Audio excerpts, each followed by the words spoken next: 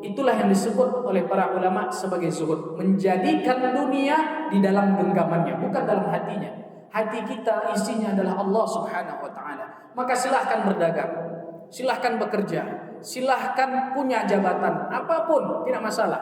Para ulama dulu punya jabatan. Al-Imam Ibnu Hajar Al-Asqalani sebagai hakim Mahkamah Agung, kalau jabatan sekarang.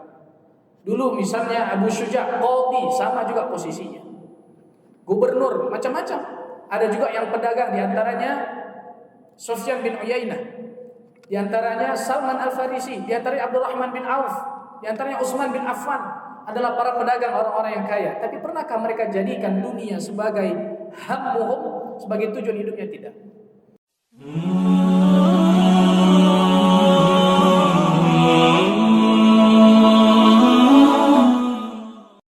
Karena mungkin sebagian orang masih bingung, gimana Ustaz?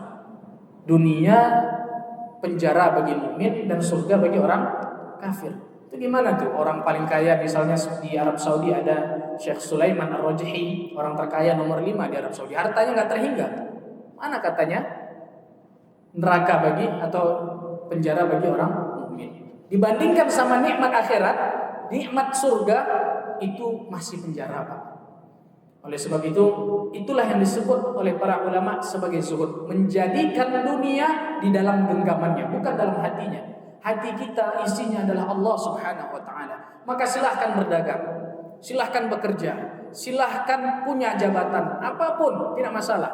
Para ulama dulu punya jabatan. Al-Imam Ibnu Hajar Al-Asqalani sebagai hakim Mahkamah Agung, kalau jabatan sekarang.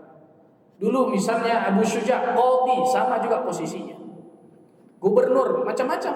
Ada juga yang pedagang, diantaranya Sufyan bin Uyainah, diantaranya Salman Al-Farisi, diantaranya Abdurrahman bin Auf, diantaranya Utsman bin Affan, adalah para pedagang, orang-orang yang kaya. Tapi pernahkah mereka jadikan dunia sebagai hammuhum, sebagai tujuan hidupnya? Tidak. Kata para ulama, kami mengumpulkan dunia lil iffah, untuk menjaga kehormatan. Supaya apa? Ketika kami sudah punya dunia, kami tak bisa diatur oleh orang yang punya dunia. Tapi ketika kami tidak punya dunia, kami miskin, kami tidak punya harta, maka sangat berpotensi kami digoyah. Maka sangat berpotensi fatwa kami bisa dikendalikan.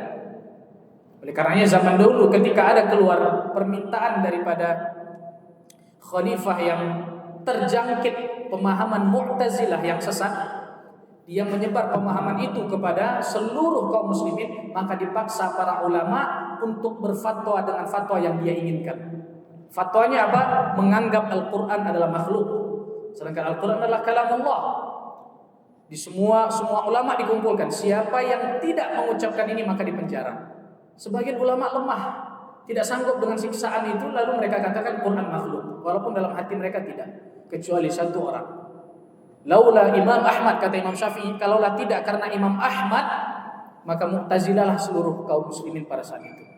Maka Imam Ahmad bin Hanbal tetap bersikukuh mengatakan Al-Qur'anu kalamullah wa laysa bimakhluk. Al-Quran itu adalah kalam Allah, bukan makhluk. Akhirnya beliau dipenjara. Nah, ini dikendalikan oleh orang-orang yang mempunyai dunia. Maka kata para ulama, kami mengumpulkan dunia, kami pengen punya harta, kami mau punya harta, kami mau punya kekayaan, agar orang yang punya kekayaan tidak bisa mengatur fatwa kami, tidak bisa mengatur arah hidup kami. Kami bisa punya keistiqomahan, iffah, harga diri di hadapan kaum muslimin. Jadi jamaah azzani Allah wa iyyakum. Oleh karenanya kata Al-Imam Ahmad bin Hanbal rahimahullahu taala dalam kitab Madarijus Salikin, dinukil oleh Al-Imam Ibnu Qayyim rahimahullahu taala, az-zuhdu salasatu aujuh. Zuhud kepada dunia itu ada 3 levelnya. Level yang pertama kata Imam Ahmad, tarkul muharramat, meninggalkan yang haram. Ini zuhud yang pertama. Jadi orang yang bisa meninggalkan haram itu adalah level zuhud yang paling rendah baru. Dan itu pun kadang kita susah di masa sekarang. Zaman ini susah sekali meninggalkan yang haram. Pandangan susah, sengaja atau tak disengaja. Ini yang pertama, tarkul muharramat, meninggalkan yang haram. Dan yang haram yang kita lakukan akan berbekas dalam diri kita.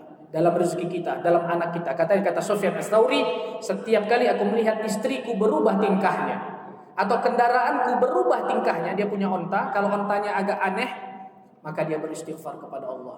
Mungkin ada asar maksiat yang dia lakukan tanpa dia sadari. Maka zuhud yang pertama adalah tarkul muharramat, meninggalkan yang haram.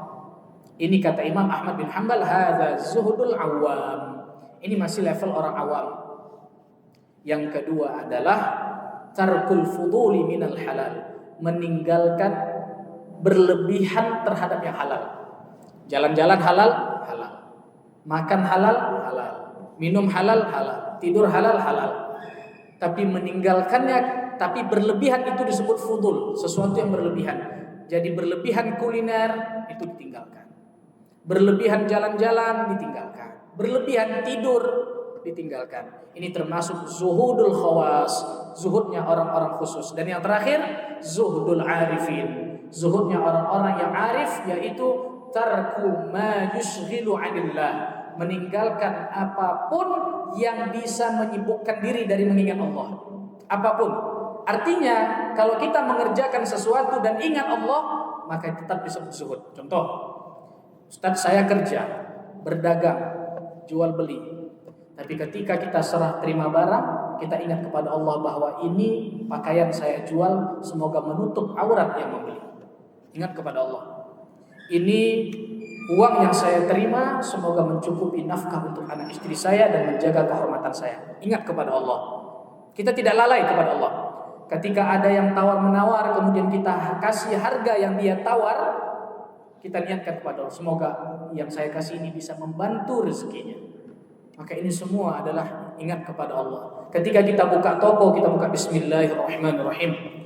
Ketika kita keluar rumah, bismillah tawakkaltu 'ala Allah la haula wala quwwata illa billah. Ketika kita tutup toko dan sudah mau pulang, alhamdulillahi 'ala ni'amillah. Segala puji bagi Allah atas nikmat yang Allah berikan.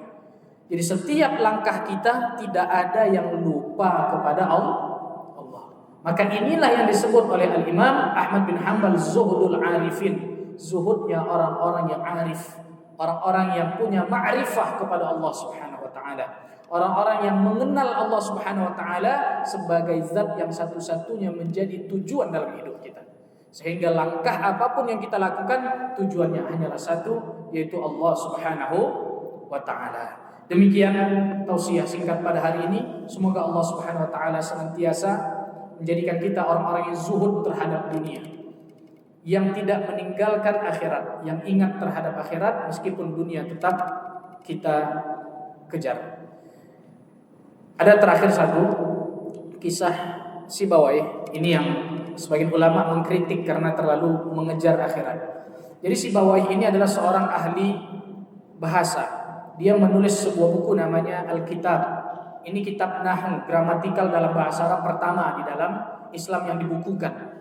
Dia tulis kitab namanya Alkitab. Buku dia ini terlalu sibuk dia kerjakan sampai lupa dengan istrinya.